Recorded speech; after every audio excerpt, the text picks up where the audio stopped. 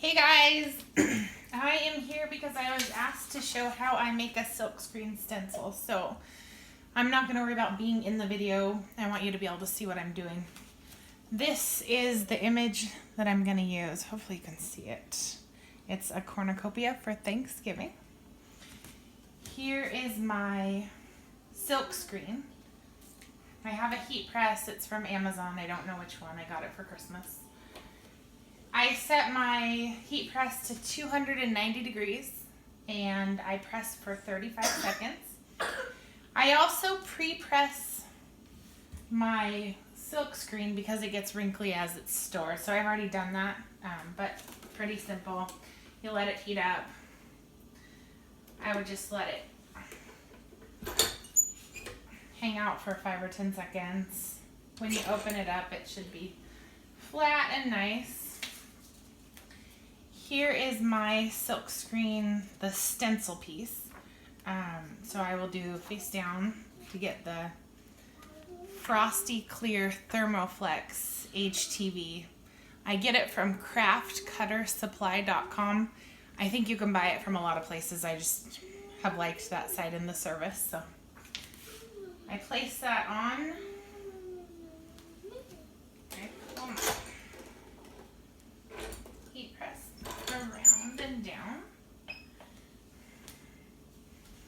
And now we get to wait the 30 seconds that it should take to press.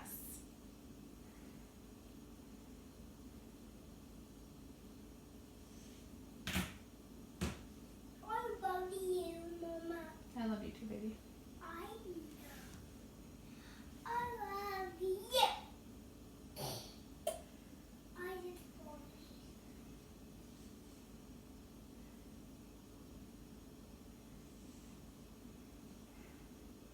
Mom, can I wash this?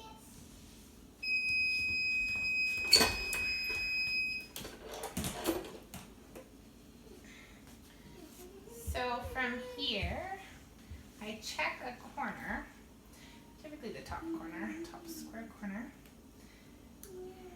and I try to see if my stencil is staying down. So right now it is not, and that's okay. I check another corner,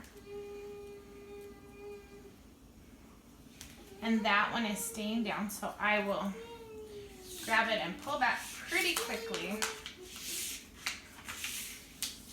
And then you'll kind of notice that corner where it didn't stay down. So I'll just press it for another couple seconds. If for some reason you can't get a corner to come up, this is hot peel, so I should be able to peel it when it's hot. If you can't get a corner to come up, you just press it again.